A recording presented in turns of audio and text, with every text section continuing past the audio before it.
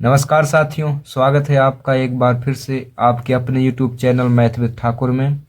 आज हम कक्षा 10 के चैप्टर 1 वास्तविक संख्याओं के सभी महत्वपूर्ण प्रश्नों को कवर करेंगे, जिनमें सबसे पहले हम इसके वस्तुनिष्ठ प्रश्नों को देखेंगे, उसके बाद फिर सवालों को भी कवर करेंगे। जैसे हमारा पहला वस्तुनिष्ठ प्रश्न है, 2 या 2 से अधिक अभाज्य संख्याओं का मासा है। मासा मतलब HCF। 2 या 2 से अधिक अभाज्य संख्या। अभाज्य संख्या किन्हें कहते हैं?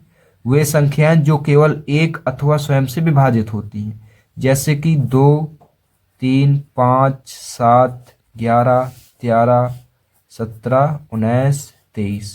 ऐसी संख्याएं जो केवल एक अथवा स्वयं से विभाजित होती हैं, जैसे 2 है, 2 1 से कटेगा और उसके बाद 2 से, इसके अलावा तो किसी से कट नहीं रहा है, तो 2 अभाज्य संख्या है और 2 सबसे छोटी अभाज्य संख्या भी है। तो क्या पूछ रहा है? 2 या 2 से अधिक अभाज्य संख्याओं का मासा है। तो जैसे मैंने 2 अभाज्य संख्याएं ले ली, अब मुझे इनका निकालना है मासा। तो मैं कैसे निकालूंगा? 2 को अलग करके और 3 को अलग करके। 2 कट जाएगा एक बार में और 3 से 3 कट जाएगा एक बार में। जब इनके गुणनखंड लिखूंगा मैं तो क्या आ जाएंगे? 2 और 1, और 3 के भी 3 और 1, तो इनका एक ही जोड़ा बन रहा है। कौन सा? 1। तो जितनी भी अभाज्य संख्याएं हैं, यदि हम उनका मासा निकालेंगे तो उनका मासा सदैव 1 ही निकलेगा। ठीक है। दूसरा सवाल है, 2 परमेय संख्याओं के बीच कितनी परमेय संख्या हो सकती है? तो 2 परमेय संख्याओं के बीच अनंत परमेय संख्या हो सकती है। इसका आंसर हो जाएगा हमारा अनंत। 6 और 20 का मासा है। 6 और 20, 6 और 20 किसकी पहाड़ी में आ रहे हैं? 2 की, तो इसका आंसर हो जाएगा 2। यूक्लिड विभाजन एल्गोरिथ्म 2 धनात्मक पूर्णांकों के निम्न में किसे परिकलित करने का तकनीक है? ये कह रहा है यूक्लिड विभाजन एल्गोरिथ्म से किन धनात्मक पूर्णांकों का क्या निकालते हैं? एलसीएम, HCF, गुणनफल क्या निकालते हैं? तो HCF निकालते हैं। HCF मतलब मासा। 2 क्रमिक सम संख्याओं का HCF क्या है? क्रमिक मतलब लगातार, जैसे 2 और 4, इनका HCF क्या होगा? तो 2 और 4 का HCF क्या हो जाएगा? 2। एक परमेय और अपरमेय संख्या का योग होता है, जैसे यहाँ पर √3 एक अपरमेय संख्या है प्लस 2 परमेय संख्या है। तो जब इन दोनों का योग करेंगे तो ये क्या होगी? अपरमेय संख्या। हमेशा याद रखना, अपरमेय संख्या का योग हो या घटाव तो क्या निकलेगी? अपरमेय संख्या। ये कुछ वस्तुनिष्ठ प्रश्न थे। अब हम अपने सवालों की ओर चलते हैं। पहला सवाल है हमारा, पूर्णांकों के निम्न युग्मों के HCF और LCM ज्ञात कीजिए तथा इसकी जांच कीजिए कि 2 संख्याओं का गुणनफल बराबर HCF गुणे LCM। सबसे पहले तो हमें इनका HCF और LCM निकालना पड़ेगा, फिर उसके बाद इस सूत्र के द्वारा इसकी जांच करनी पड़ेगी। तो हम सबसे पहले इनका निकालते हैं, इनके गुणनखंड, अभाज्य गुणनखंड 512 और 92।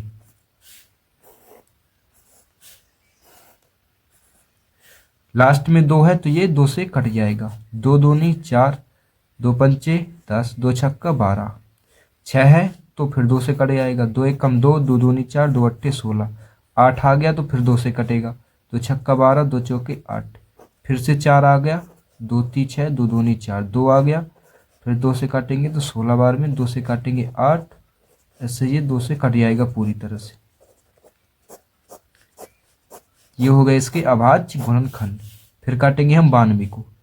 92 को 2 है लास्ट में तो 2 से कट जाएगा। 92 का आएगा 46। 6 आ गया लास्ट में तो फिर 2 से कटेगा। 2 दूनी 4, 2 3 6, 23। 23 एक अभाज्य संख्या है और अभाज्य संख्या खुद से और 1 से कटती है, तो 1 से इसे खुद से काट देंगे 23 से। इसके अभाज्य गुणनखंड हो गए 2 गुणे 2 गुणे 23। अब हम यहाँ पर लिख लेंगे 512 के अभाज्य गुणनखंड कितने हैं? 1 2 3 4 5 6 7 8 9।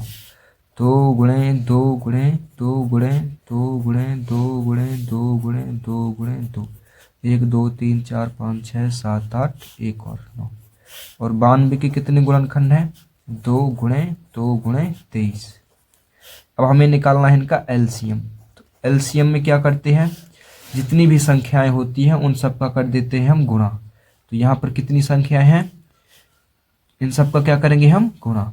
तो 2 गुणे 2 4, 4 दूनी 8, 8 दूनी 16, 16 दूनी 32, 32 दूनी 64, 64 दूनी 128, 128 2 56, 512। फिर 512 में 2 का करेंगे सो कितना हो जाएगा 1024, 1024 गुणे 2 2048, 2048 गुणे 23। ये हो गया इसका एलसीएम।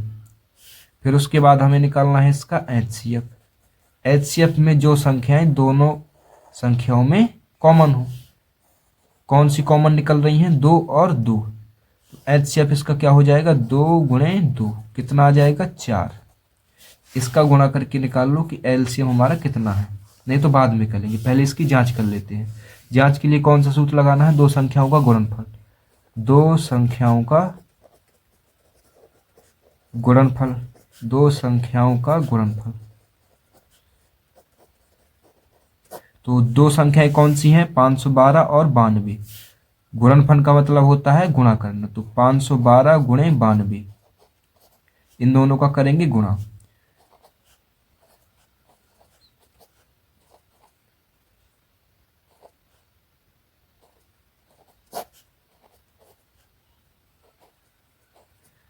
इनका गुणा आ गया 47 124। अब क्या करना है, एचसीएफ गुणे एलसीएम, एचसीएफ गुणे एलसीएम। एचसीएफ कितना निकला था 4 गुणे एलसीएम, एलसीएम क्या था हमारा 2048 गुणे 23, 2048 गुणे 23।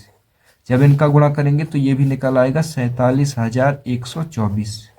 ये हो गई हमारी जांच। साथियों, इस प्रकार के क्वेश्चन अति महत्वपूर्ण है जो अर्धवार्षिक परीक्षा में आने की उम्मीद अधिक है। तो इस टाइप की जितने भी क्वेश्चन है आप इनको कर लेना। अगला सवाल है हमारा, अभाज्य गुणनखंड विधि द्वारा निम्न के एलसीएम और एचसीएफ निकालिए। ये पिछली साल वार्षिक पेपर में आया भी था। अभाज्य गुणनखंड विधि से हमें इनका एलसीएम और एचसीएफ निकालना है। तो सभी को पहले अलग कर लेते हैं, 8 9 और 25। 8 के गुणनखंड करेंगे तो 2 से कटेगा 4, 2 से कटेगा 2 बार में, फिर कटेगा 2 से तो 1 बार में। 9 किससे कटेगा 3 से। 25 किससे कटेगा 5 से। ये हो गए इनके गुणनखंड। 8 के गुणनखंड कौन से हैं, 2 गुणे 2 गुणे 2। 9 के हैं 3 गुणे 3 और 25 के हैं 5 गुणे 5। अब हमें इनका क्या निकालना है, एलसीएम।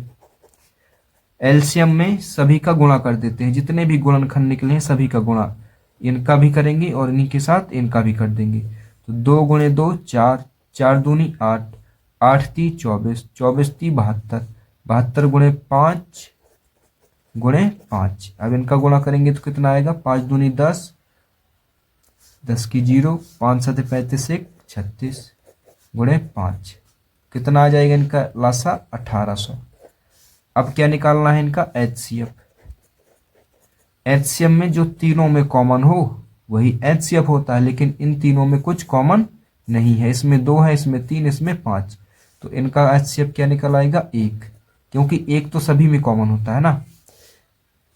साथियों, इस टाइप के क्वेश्चन भी आपके लिए बहुत इंपॉर्टेंट है। इसका एक सवाल और हम करेंगे अभी। 6, 72 और 120, इनका भी हमें क्या निकालना है, एलसीएम और एचसीएफ। तो सबसे पहले इनके हम निकालेंगे गुणनखंड। 6 को अलग गुणनखंड निकालेंगे, 72 के अलग और 120 के अलग। 6 है तो 2 से कट जाएगा 3 बार में, 3 3 से ही कटेगा 1 बार में। 72 के लास्ट में 2 है तो ये कटेगा 2 से, कितना आ जाएगा 36। 36 के लास्ट में 6 है तो ये फिर से 2 से कट जाएगा। 18 बार में, और 18 भी 2 से कटेगा 9 बार में, 9 कटेगा 3 से, 3 कटेगा 3 से। ये हो गए 72 के गुणनखंड। अब हमें काटना है 120 को। तो जिन संख्याओं के लास्ट में एक जीरो होता है तो वो 2 से कट जाते हैं। जब काटेंगे तो बचेगा यहाँ पर 60। अभी भी एक जीरो है, फिर 2 से कटेगा 30 बार में, फिर से जीरो, 2 से कटेगा 15 बार में। अब 15 किससे कट रहा है? 3 से 5 बार में, और 5 से 5 एक बार में। अब हम लिखेंगे इनके गुणनखंड। 6 के गुणनखंड कितने हैं? 2 गुणे 3 गुणे 1। 72 के गुणनखंड 2 गुणे 2 गुणे 2 गुणे 3 गुणे 3 गुणे 1। और 120 2 गुणे 2 गुणे 2 गुणे 3 गुणे 5। अब हमें इनमें क्या निकालना है? एलसीएम और एचसीएफ। सबसे पहले एलसीएम। एलसीएम में क्या करते हैं हम? जितने भी संख्याओं हैं उनके जितने गुणनखंड हैं उनका सबका एक साथ कर देंगे गुणा। जैसे 2 गुणे 3 गुणे 1 गुणे 2 गुणे सबका गुणा करेंगे। 2 गुणे 3 गुणे 1 गुणे 2 गुणे 2 गुणे 2 गुणे 3 गुणे 3 गुणे 1 गुणे 2 गुणे 2 गुणे 2 गुणे 3 गुणे 5। इन सभी का क्या करेंगे? गुणा।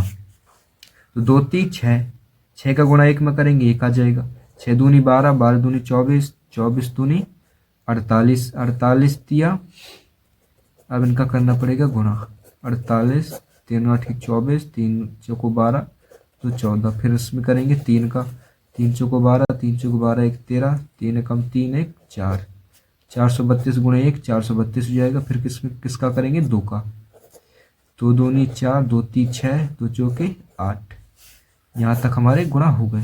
2 दूनी 4, 4 3 12, 12 पंची 60। अब इसमें कर देंगे हम 60 का गुणा। 0 6 चौको 24, 6 6 36, 2 38, 6 48 3 51। इनका एलसीएम क्या निकल आया? इनका एलसीएम निकल आया 51,820। अब हमें क्या चाहिए? एचसीएफ। एचसीएफ के लिए मैंने क्या बताया था कि जो संख्याएं कॉमन हो वही एचसीएफ है। तो इनमें क्या कॉमन है? 2 बस कॉमन दिख रहा है तीनों में, उसके अलावा तो कुछ है नहीं है। ना ही 3 भी दिख रहा है कॉमन, 3 भी हो गया। और उसके बाद 1 तो सभी में रहता है कॉमन। तो 2 गुणे 3 क्या आ जाएगा इनका? एचसीएफ 6। यही हो गया हमारा आंसर। तीसरा सवाल है एचसीएफ 306 और 657 का एचसीएफ कितना दिया गया? 9। एलसीएम इनका ज्ञात करना है। तो हमें दिया क्या है? दिया है एचसीएफ 306 और 657 का 9 दिया गया है। ज्ञात क्या करना है? एलसीएम। तो अभी हमने एक सूत्र पढ़ा था, दो संख्याओं का गुणनफल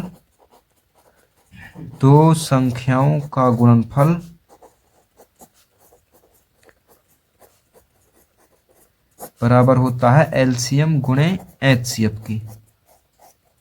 तो दो संख्याएं कौन सी हैं? 306 और 657। गुणनफल का मतलब इन दोनों का गुणा। बराबर में एचसीएफ एलसीएम हमें पता नहीं है, और एचसीएफ है 9। 9 को हम इस साइड भेजेंगे तो कहाँ जाएगा? गुणे में। 9 गुणे में है, इस साइड आएगा तो हो जाएगा बटे में। बराबर में एलसीएम। अब इसे काट देते हैं।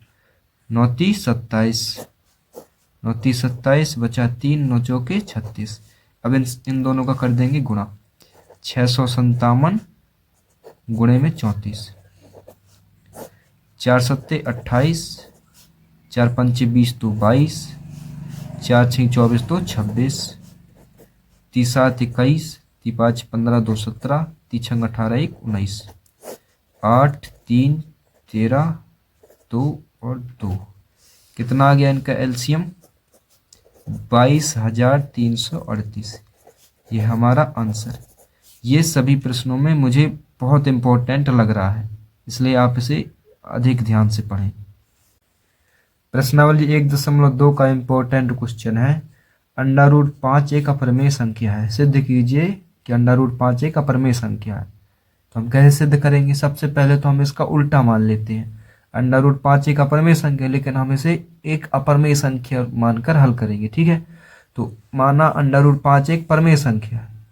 जब परमेय संख्या है तो इसे p बटा q के रूप में लिखा जा सकता है, जहाँ p और q पूर्णांक तथा p और q का एचसीएफ 1। हमने p और q का एचसीएफ कितना माना है? 1।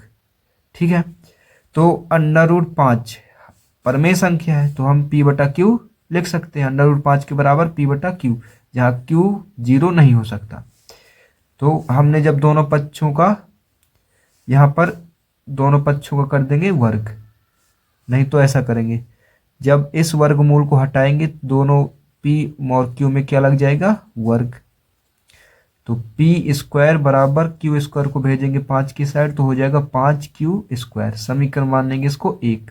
यहाँ से हमें पता चलता है कि 5p स्क्वायर को विभाजित करेगा। 5 5 है ना, बराबर में है p स्क्वायर, तो 5p स्क्वायर को विभाजित करेगा, इसलिए 5p